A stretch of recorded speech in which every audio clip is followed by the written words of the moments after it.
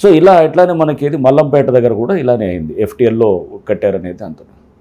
So అంటే ఇప్పుడు ఎలా ఉంటుందంటే ఒక కొత్త ఇన్స్టిట్యూషన్ స్టార్ట్ చేసినప్పుడు దీంట్లో సపోజ్ ఇప్పుడు నేను ట్రాఫిక్ ఎగ్జాంపుల్ చెప్తానండి. ట్రాఫిక్ ఎగ్జాంపుల్ ఫర్ ఇన్స్టెన్స్ మనము ట్రాఫిక్ చలాన్స్ మనం వేస్తున్నప్పుడు, సో చలాన్స్ జనరల్గా మనం ఇక్కడ ట్రాఫిక్ చలాన్స్ లేదా డ్రంక్ అండ్ డ్రైవింగో, సపోజ్ కాలనీ ఉందనుకోండి, సంజయ్ రెడ్డి నగర్ కాలనీయో, లేకపోతే ఒక ఎక్కడో అమీర్పేట దగ్గర శ్రీనగర్ కాలనీయో, లేదా ఇట్లా ఎక్కడో కాలనీలో మనం డ్రంక్ అండ్ డ్రైవింగ్ చేస్తున్నాం చేస్తుంటాము.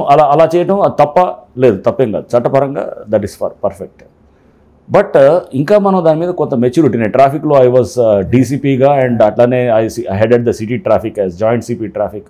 వెళ్ళిన తర్వాత లేదు ఇలా కాదు, మనం టార్గెట్ చేయాల్సింది ఎందుకు చేస్తున్నాం డ్రంక్ అండ్ డ్రైవింగు అంటే ఫస్ట్ బేసికల్గా యాక్సిడెంట్స్ తగ్గించాలి. తాగి నడిపేవాడు ఎవడు కూడా అది యాక్సిడెంట్స్ అతను చేయకూడదు.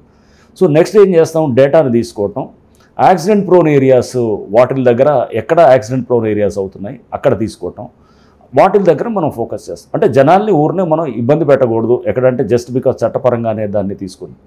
సో అనేది ఈ క్లారిటీ వస్తుంది అన్నమాట.